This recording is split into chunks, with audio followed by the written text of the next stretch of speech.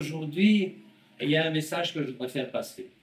Nous sommes beaucoup, mais beaucoup, trop sujets à l'inquiétude concernant notre avenir. Vous savez pourquoi? Parce que Dieu veille et il est aux commandes de tout. On pourrait croire que c'est faux quand on voit ce qui se passe dans le monde. On pourrait vraiment croire que c'est faux. Il y a la guerre partout. Mais tiens, c'est quand même bizarre parce que c'est marqué ici que ça allait être la guerre partout. C'est la guerre partout. Il y a des meurtres partout. Les enfants sont devenus des tueurs. À partir de 14 ans, 15 ans, on les paye, la mafia les paye pour régler des comptes, entre guillemets, où ils tuent leurs surveillants parce qu'ils ne sont pas contents. Il y a plein de choses qui peuvent nous faire dire que Dieu n'existe pas quelque part, ou que s'il existe, il est extrêmement limité. Alors qu'en fait, c'est tout le contraire. Mais tout à fait le contraire. Écoutez bien, Ésaïe 40, non, Ésaïe 41, versets 9 à 10. Toi que j'ai pris aux extrémités de la terre et que j'ai appelé d'une contrée lointaine, à qui j'ai dit, tu es mon serviteur. Écoutez bien, je te choisis et ne te rejette point. Amen. Ne crains rien, car je suis avec toi. Ne promène pas des regards inquiets, car je suis ton Dieu.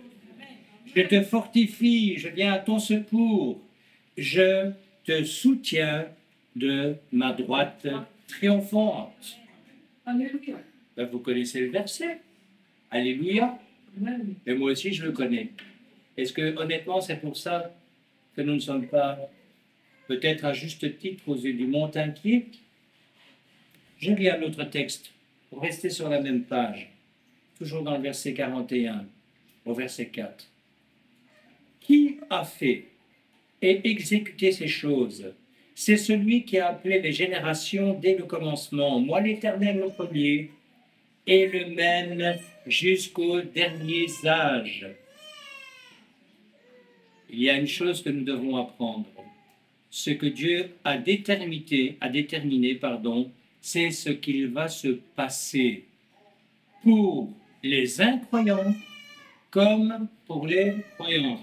Et nous sommes du bon côté de la barrière. Alléluia. On est à la fin des temps. Bien sûr qu'on est à la fin des temps. Mais c'est là où il faut avoir confiance, parce qu'on est au départ des tribulations. Et je vais même vous dire que, qu'on le veuille ou non, l'Europe est encore une poche de paix. Parce que quand on regarde autour de nous,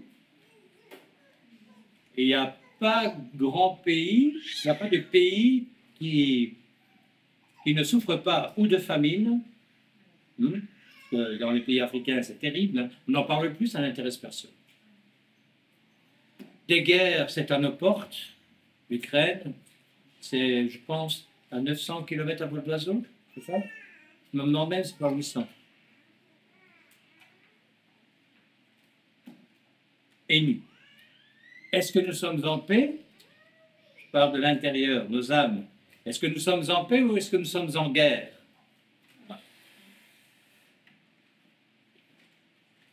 La faiblesse, l'incapacité, l'impossibilité ne font pas partie de la nature de Dieu. Et ce qu'il dit, c'est ce qui va se réaliser. Qu'on le croit ou qu'on ne le croit pas. Il est fidèle, même si on ne le voit pas. Il est fidèle, même si la chair ne le ressent pas. Combien de fois vous n'êtes pas me trouver en me disant « ressens rien ». Je ne sens pas l'amour de Dieu. C'est quoi l'amour de Dieu? C'est quoi l'amour de Dieu? C'est Jésus-Christ, mort à la croix, qui a accompli ce que nous ne pouvions absolument pas réaliser nous-mêmes. Pourquoi? Parce que nous ne sommes pas purs. Lui était pur. Pourquoi? Parce qu'il avait été mandaté pour le faire. Nous ne sommes pas mandatés pour cela. Nous sommes mandatés pour annoncer la bonne nouvelle, c'est ce qu'on a fait hier pour certains d'entre nous. La réalité, elle est là. La réalité, c'est que Dieu attend de nous que nous croyions en ses promesses dans ces moments difficiles. Qui sont les fidèles qui vont gagner ce combat?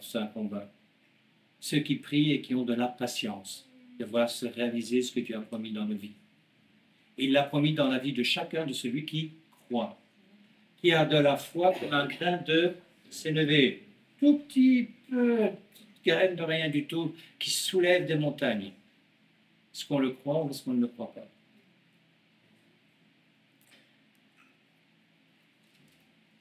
Frères et sœurs, on est trop souvent préoccupés par notre avenir. Pourquoi? Parce que ce que je viens de lire, où tout le monde a dit Amen, elle l'a récité presque, vous connaissez. Mais ce n'est pas quelque chose qui est vivant en nous. Ce n'est pas une graine qui est devenue une plante. La graine qui est en nous, il faut la laisser arroser par le Saint-Esprit pour qu'elle devienne une plante, quelque chose de vivant, une plante sa vie. Une plante, une graine, quand elle commence à germer, elle pousse, elle grandit, pour devenir un arbre, un épi, que sais-je. Mais notre responsabilité à nous, c'est de faire pousser, de laisser faire pousser cette graine par le Saint-Esprit. Amen. Dans le psaume 22, à partir du verset 29 jusqu'au verset 32. Car à l'Éternel appartient le règne. Il domine sur les nations. On ne parle pas qu'il domine sur les nations. Pourtant, tous les puissants de la terre mangeront et se prosterneront aussi devant lui. S'inclineront tous ceux qui descendent dans la poussière, ceux qui ne peuvent conserver leur vie. Là maintenant, ça nous intéresse. La postérité le servira. On parlera du Seigneur à la génération future. Quand elle viendra, elle annoncera sa justice et annoncera son œuvre à qui? Au peuple nouveau-né. On a une mission à accomplir dans ces difficultés.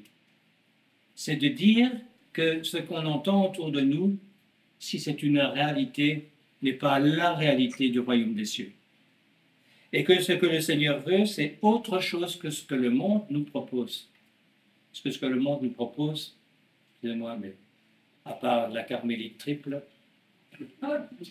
même si c'est bon, c'est un court passage. Et si tu abuses, tu connais les suites. Tu feras plaisir à ton âme, mais ton esprit ne va pas accepter la chose. Là aussi, c'est ça. Là aussi, attention à ce que nous faisons.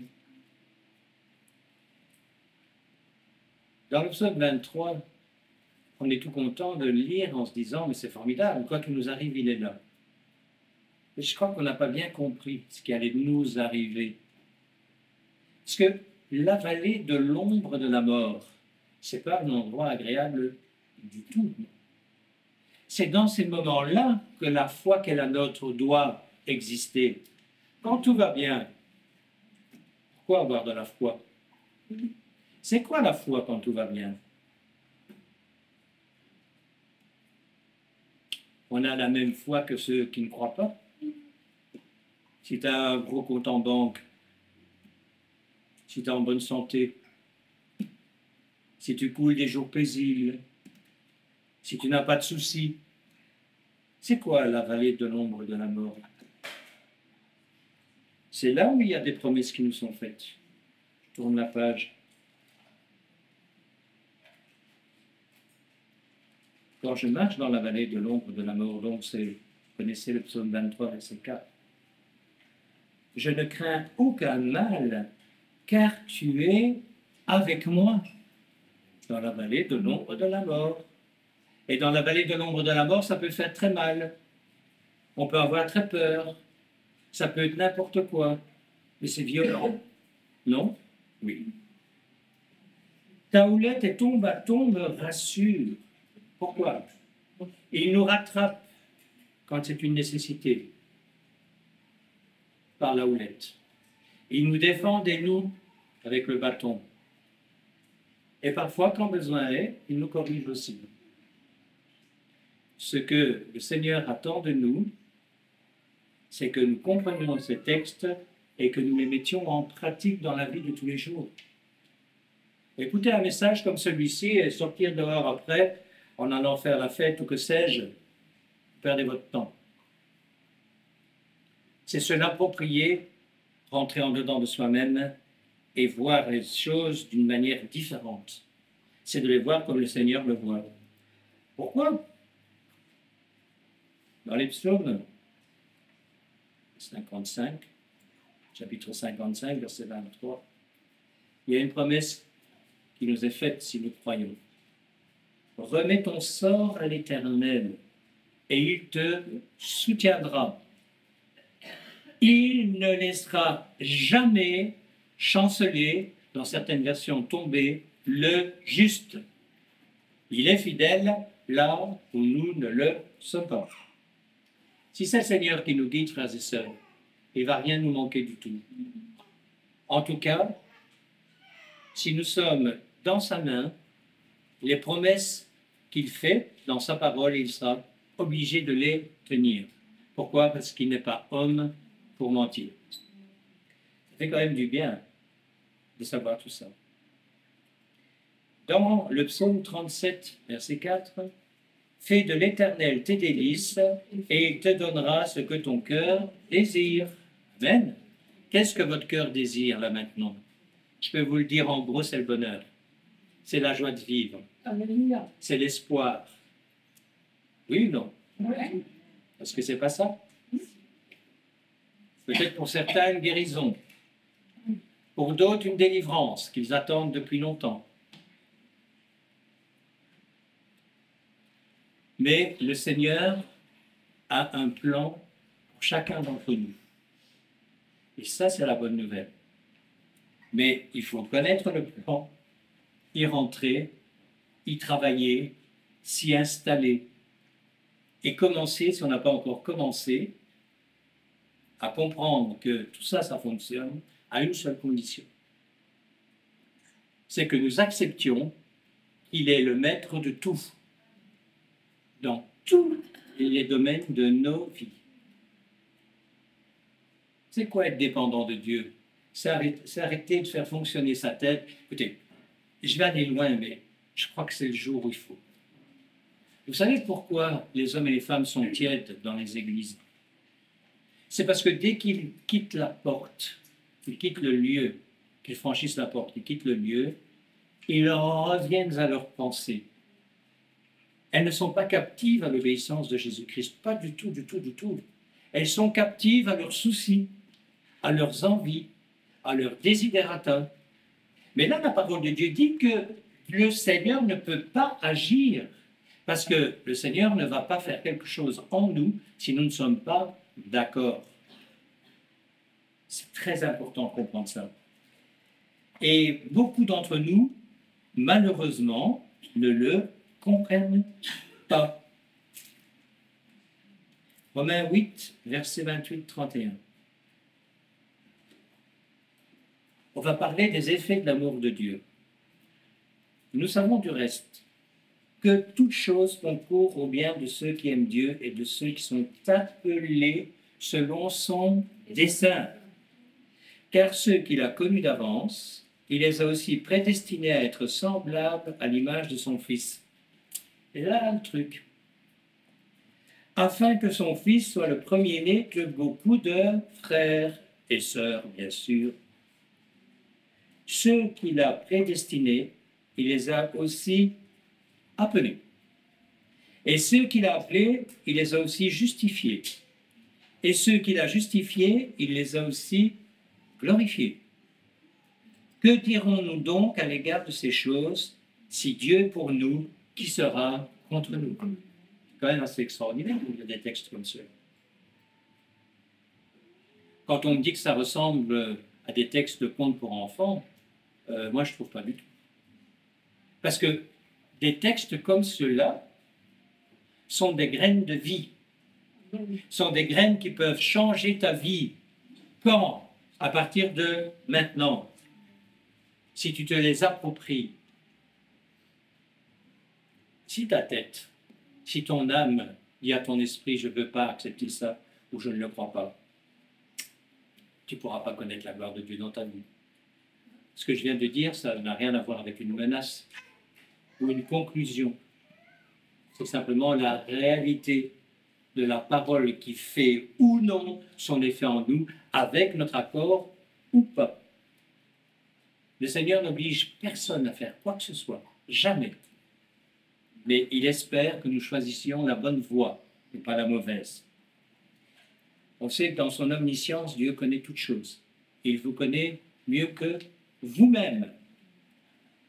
Dans son omnipotence, il dirige chaque période de votre vie si vous êtes d'accord que ça n'aille bien ou que ça n'aille pas. On l'a lu tout à l'heure, dans la vallée de l'ombre de la mort, il est avec nous. Si on le désire, si on lui demande, si on le veut. Il est omniprésent. Et ce sera à notre avantage dans les temps qui se pointent. Omniscient, omnipotent, omniprésent. On est loin du Père Noël. On n'est pas à la Noël, mais on est loin, loin de tout ça. Un Dieu vivant, un Dieu qui nous aime, un Dieu qui l'a prouvé en donnant son Fils Jésus-Christ à la croix. Jésus, Dieu fait homme. Ah.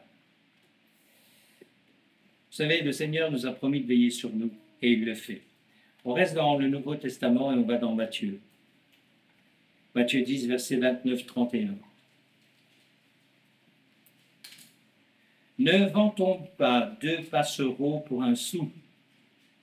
Cependant, il n'en tombe pas un à terre sans la volonté de votre Père. Et même vos cheveux sont tous comptés. Ne craignez point, vous valez plus que beaucoup de passereaux. Tout est sous contrôle de sa volonté. Vous allez me dire, mais alors, s'il est amour et justice, comment est-ce possible de voir tout ce qu'on voit dehors? Bonne question pour celui qui ne connaît pas la parole de Dieu. Parce que si tu connais la parole de Dieu, tu as la réponse. C'est parce que tu n'obéis pas et parce que tu fais comme tu as envie. Parce que tu vas à l'encontre de ses lois. Parce que tu acceptes des choses qui sont inacceptables. Parce que tu n'as pas pris une position de combattant.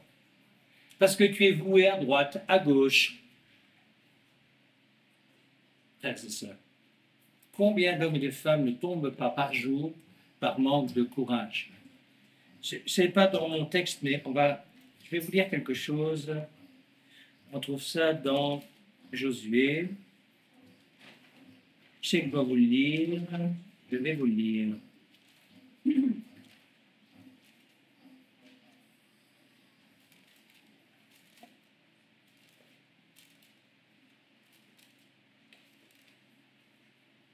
Josué chapitre 1, verset 6. Fortifie-toi et prends courage, car c'est toi qui mettras ce peuple en possession du pays que j'ai juré à leur père de leur donner. Fortifie-toi seulement et aie bon courage, en agissant fidèlement selon toute la loi que Moïse, mon serviteur, t'a prescrite. Ne t'en détourne ni à droite ni à gauche, afin de réussir dans tout ce que tu entreprendras. Que ce livre de la loi ne s'éloigne point de ta bouche. Médite-le jour et nuit pour agir fidèlement selon tout ce qui est écrit. Et puis maintenant, ça va nous intéresser. Car c'est alors que tu auras du succès dans tes entreprises.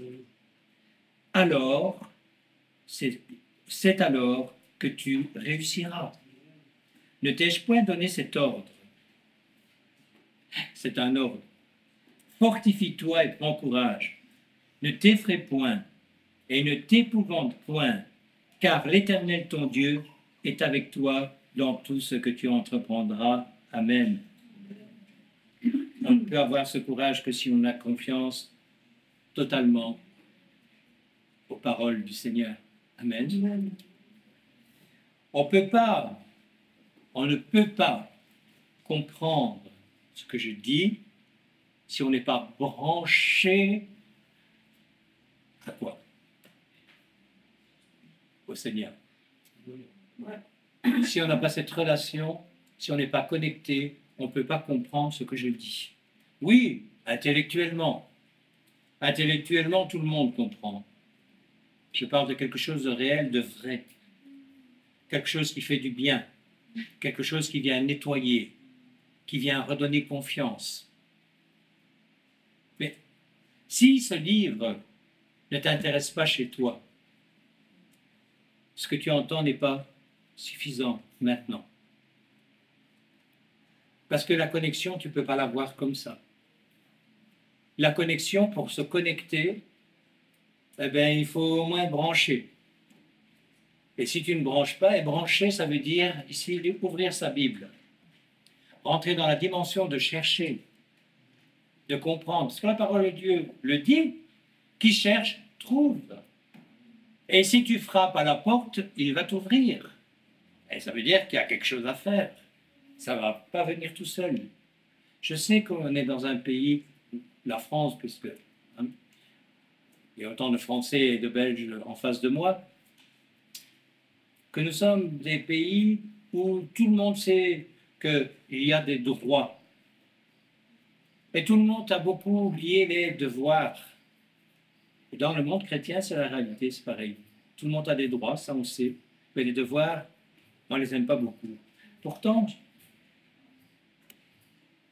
si on rentre dans cette dimension de relation, si on connaît le Seigneur, il y a des choses qu'il nous promet. Et on les voit dans Matthieu, notamment, chapitre 11, versets 28-30. C'est du repos pour ceux qui sont fatigués. Il y a des fatigués parmi nous. Je lis. Venez à moi, vous tous qui êtes fatigués et chargés, et je vous donnerai du repos, si tu vas à lui. Prenez mon joug sur vous et recevez mes instructions, car je suis doux et humble de cœur, et vous trouverez le repos pour vos âmes. On a un ennemi terrible, je le connais, c'est l'esprit de dépression. Il est rusé. Et il va se servir de tout ce qu'il pourra de négatif dans nos vies pour nous faire rentrer dans cet état-là. Pourquoi? Parce qu'un dépressif, il est immobilisé. Il ne sait pas se lever, il n'a pas envie de manger, il n'a pas envie de se laver, il n'a pas envie d'ouvrir la Bible, il n'a pas envie de sortir de chez lui, il est coincé. Je relis. Venez à moi, vous tous qui êtes fatigués et chargés, et je vous donnerai du repos. Est-ce que le Seigneur ment ou pas? Mais c'est la bonne question quand même. Hein? Prenez mon joug sur vous. Ah, ça veut dire quoi de prendre son joug? C'est de lui obéir. C'est de croire en lui. C'est de croire en ses promesses. Et recevez mes instructions, car je suis doux et humble de cœur. C'est à ce moment-là qu'il dit, vous trouverez le repos pour vos âmes. On croit ou on ne croit pas? Il faut souvent être accablé par le poids de nos échecs pour comprendre que ce qu'on croyait être les positions de Dieu dans nos vies ne le sont pas.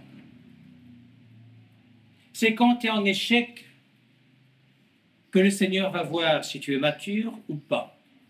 Quelle va être ta réaction? Tu vas lever le poing contre lui?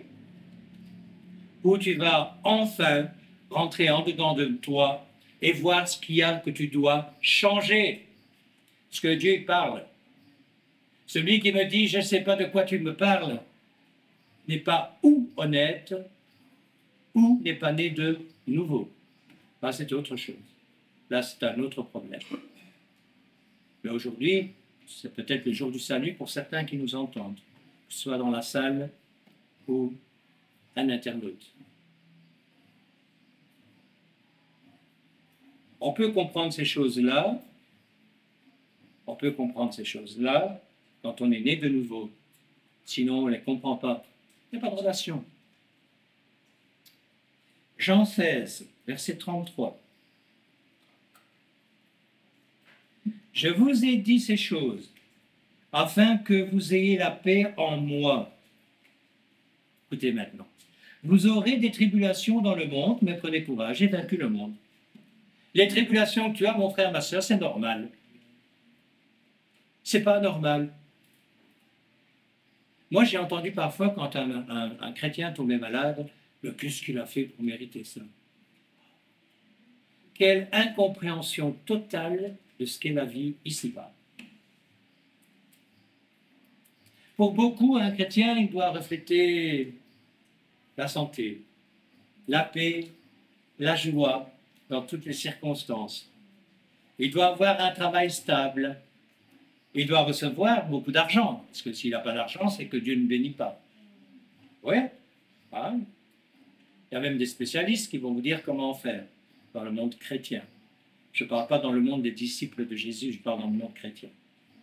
Il y a plein de choses qui nous font croire, quand on écoute ce qui se passe ailleurs, que nous ne sommes pas dans les voies du Seigneur. Pourquoi? Parce que nous avons des tribulations. Les tribulations nous sont données pour nous affermir. C'est un entraînement militaire, que vous le vouliez ou non. Et tu réussis ou tu ne réussis pas. Et je vais te dire quelque chose, mon frère, réussis, ma soeur, mon frère, ma soeur, réussis. Tu sais pourquoi? Parce que si tu as un échec dans un entraînement militaire, tu auras un autre entraînement militaire jusqu'au moment où tu vas réussir. Vous savez ça? Moi, je me souviens, pendant mon service, je devais faire 10 tractions. À la 7e, on m'a dit, c'est pas suffisant. Et tous les jours, jusqu'au moment où c'était suffisant, et je suis arrivé à la 10e. Ah non, c'était pas comme ça, je savais, c'était comme ça. Elle dit, ça va. Ça va. Le Seigneur n'est pas comme ça avec nous. Les tribulations que nous avons, que nous vivons, c'est pour nous amener à avoir plus de relations avec lui, avoir plus de confiance. C'est que quand on lit ce texte, c'est pour que nous puissions recevoir la paix dans les tribulations. Elles arrivent, et il y en a déjà. Mais les vraies tribulations, elles arrivent seulement. Si là maintenant on n'est pas capable de comprendre cela et de rentrer dans cette dimension de combat-là, qu'est-ce que ça va être quand elles seront là? Le Seigneur ne veut qu'aucun d'entre nous ne se perde. Apprenons à prendre position. Ésaïe 42, versets 6 et 7. Moi l'Éternel, je t'ai appelé pour le salut, pas pour nous faire souffrir. Et je te prendrai par la main. Je te garderai et je t'établirai pour traiter alliance avec le peuple, pour être la lumière des nations, pour ouvrir les yeux des aveugles, pour faire sortir de prison le captif et de leur cachot ceux qui habitent dans les ténèbres. Bien évidemment, nous parlons de Jésus-Christ. Le texte nous parle de lui. Mais est-ce que nous ne sommes pas appelés à devenir des Jésus-Christ? Qu'est-ce que Dieu nous demande? De ressembler à qui? À son Fils. Il me tient par la main. J'ai eu une vision dans ma vie, je n'avais pas eu des dizaines, mais celle-là, je ne l'oublierai jamais. Je passais vraiment des moments, mais difficiles, mais quelque chose de terrible. Et j'avais cette image que Dieu me lâchait la main. Et à un moment donné, c'était assez particulier parce que ma main pendait. Je ne voyais pas la main du Seigneur, mais je sentais que j'étais tiré vers le haut. Je me dis, mais qu'est-ce que c'est que ça? Et j'ai eu ce réflexe de dire, montre-moi, parce que je ne comprends pas bien. Et il y avait ici, dans mon poignet, comme un axe en métal. Là, j'ai plus vu ma main, j'ai pas vu mes os. J'ai vu deux barres d'acier avec un moyeu et une autre barre d'acier. Et puis après, dans la vision, la main est revenue. Et le Seigneur me montrait qu'à partir du moment où il tenait la main de quelqu'un, même quand nous ne sommes pas fidèles, il ne la lâche pas. Amen. Amen. Mais il nous est dit aussi dans la parole de Dieu de ne pas tenter le Seigneur. On a des responsabilités.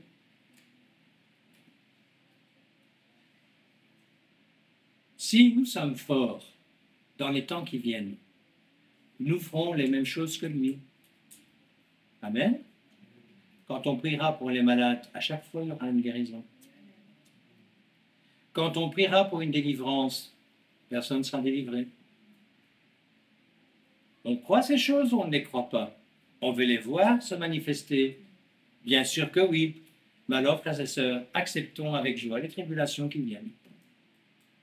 Et acceptons de changer nos caractères. Qu'est-ce qui fait un homme de Dieu ou une femme de Dieu? Son caractère. Les dons, mais les dons ne lui appartiennent pas. Qui donne les dons?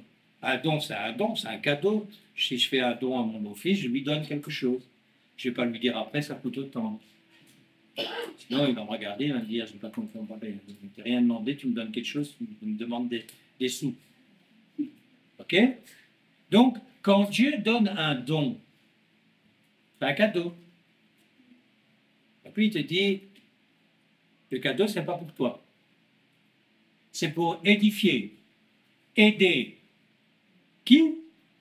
Le peuple. C'est qui le peuple? C'est toi aussi. C'est l'assemblée dans laquelle il te met. Mais pour ça, il faut avoir du caractère. Mais on confond souvent caractère avec mauvais caractère. Non. Mauvais caractère, Dieu n'aime pas ça du tout. Il aime les caractères qui sont forts, qui sont capables de mourir à soi-même. Ce caractère-là est un bon caractère.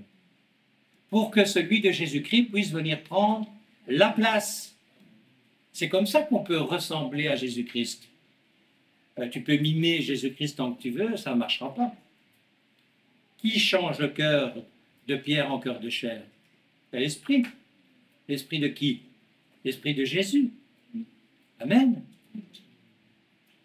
On est dans des temps particuliers. Écoutez bien.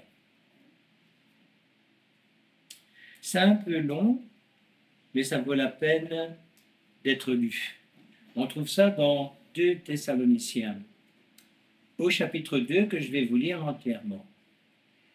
C'est une correction par Paul d'une erreur prophétique. Et laquelle?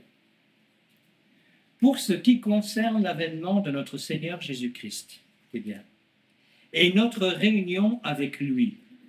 Nous vous prions, frères, de ne pas vous laisser facilement ébranler dans votre bon sens, et de ne pas vous laisser troubler, soit par quelque inspiration, soit par une parole, ou par une lettre qui semblerait venir de nous, comme si le jour du Seigneur était déjà là.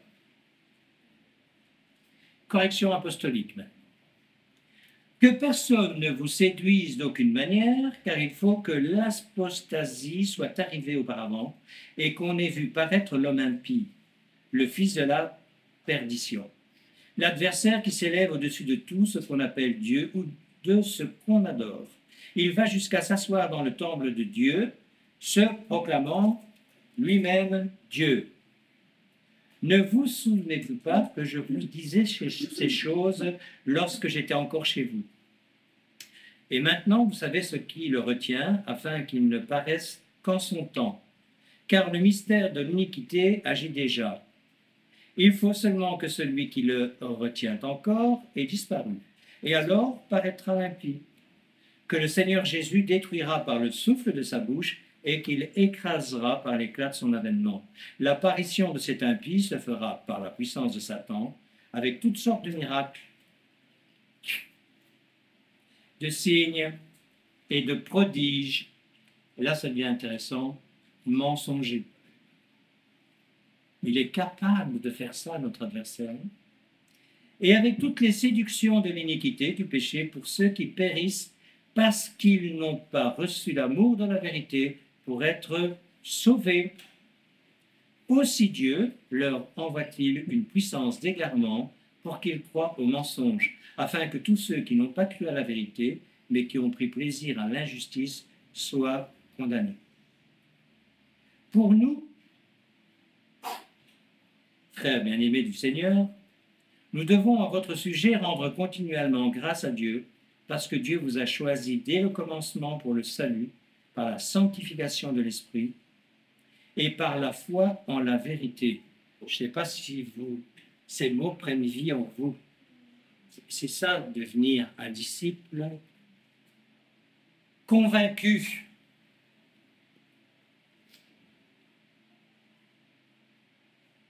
Ainsi donc, frères, demeurez fermes et retenez les instructions que vous avez reçues, soit par notre parole, soit par notre lettre. Que notre Seigneur Jésus-Christ lui-même et Dieu notre Père, qui nous a aimés et qui nous a donné par sa grâce une consolation éternelle et une bonne espérance, console vos cœurs et vous affermisse en toute bonne œuvre et en toute bonne parole. Ce texte s'adresse à nous. Nous sommes les hommes et les femmes qui devons entendre ce que je viens de lire. C'est pour nous. C'est vraiment ces temps-là. Nous sommes dans ces temps-là. On doit accepter d'être bousculé là. Là. Tu sais, mon frère, ma soeur, plus tu vieillis, il y a des personnes qui ont mon âge, qui sont même peut-être un peu plus âgées ou un peu plus jeunes, plus tu vieillis, plus que tu sais que ton jour approche. On a chanté tout à l'heure, on sait bien qu'on va mourir. On ne sait pas quand, mais on sait. Pour les plus anciens, ces paroles sont peut-être beaucoup plus importantes à première vue. Je dis bien à première vue que pour les jeunes. Mais tu ne connais pas la durée de ta vie. Jeanne Calment, vous pouvez peut-être croire qu'à 25 ans, elle ne vivrait pas jusque 50 ans. Elle a largement dépassé les 100 ans. D'autres ont cru qu'ils allaient pouvoir avoir une super pension, parce qu'ils avaient travaillé toute leur vie. Je parle de choses que moi j'ai connues. Personne qui rentre en pension 2 jours après qui décède. Pas toi qui décides de ta vie. Ce n'est pas toi qui décides de ta vie. Aujourd'hui, c'est un jour particulier où Dieu rappelle ses bienfaits. Il rappelle ses bienfaits à chacun d'entre nous si nos pensées sont captives à l'obéissance de Jésus-Christ. C'est le si qui est important. Sinon, tout ce qui a été dit aujourd'hui ne concerne pas les personnes qui ne sont pas rentrées dans cette dimension. Il y a des tas de doctrines partout. Oh là là là, ça vole. Vous savez, de temps en temps, comme vous, je survole Internet. J'écoute l'un, j'écoute l'autre. Et je me dis, mais quand est-ce qu'on va revenir au fondement et à l'essentiel? On n'est plus dans les temps où on doit aller se balader. Si, vous pouvez aller vous balader. Je parle de la parole de Dieu. On choisit les versets qui nous conviennent. On reste dans notre confort évangélique tranquille. Est-ce que vous croyez sincèrement que si Jésus revenait, disait un rabbin sur Internet que j'ai vu hier, il rentrerait dans une église catholique ou une synagogue? Où est-ce qu'il irait, Jésus?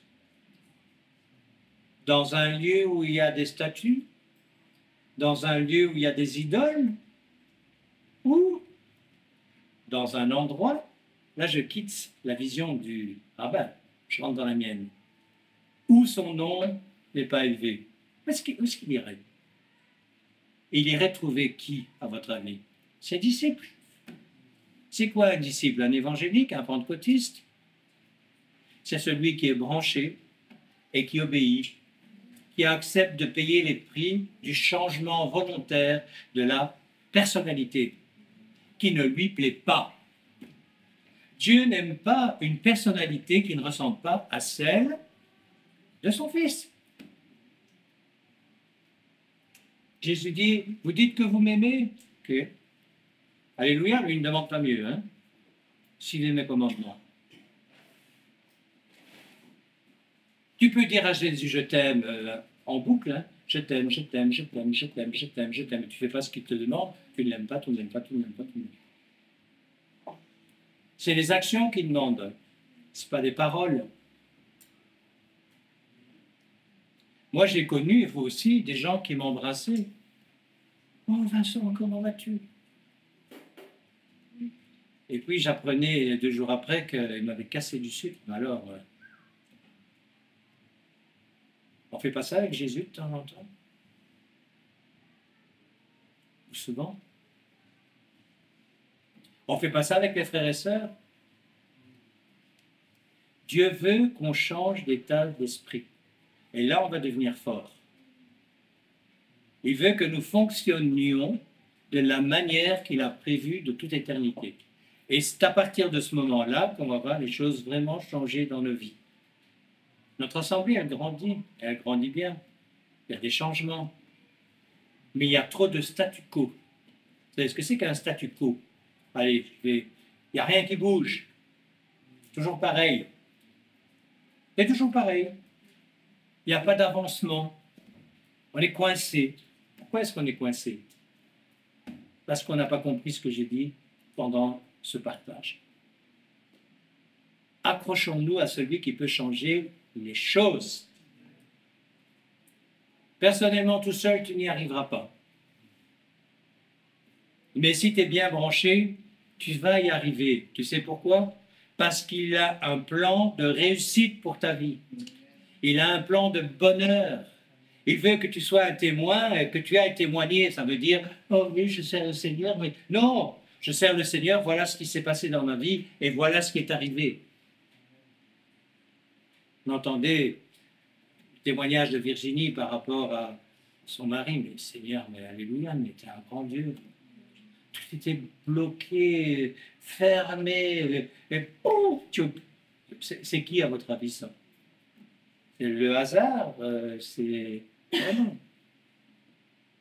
Les guérisons qu'on a vues ici, c'est qui? C'est psychologique.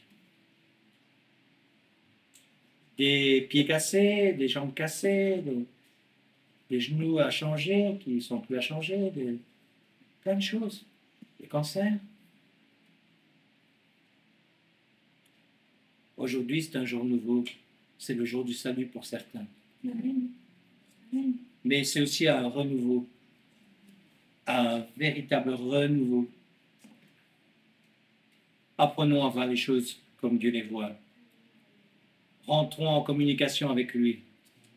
Ne nous laissons plus aveugler par l'adversaire. Chassons-le au nom de Jésus-Christ. Chassons la dépression. Chassez-la, frères et sœurs. C'est votre possibilité. Vous avez reçu cette possibilité. Vous avez la capacité personnelle de refuser les attaques de l'adversaire. Non, je ne veux pas cet esprit. L'esprit qui vient en moi, c'est l'esprit du juste. C'est l'esprit de Christ. Alléluia. Pas du menteur. Fait que mentir. C'est faire que ça, de toute façon. C'est le père du mensonge, nous dit la parole. Amen. Voilà, les amis internautes. J'espère que ce partage vous aura fait du bien et que surtout, il changera peut-être pour vous aujourd'hui de votre condition, quelle qu'elle soit, qui n'est pas à la gloire de Dieu.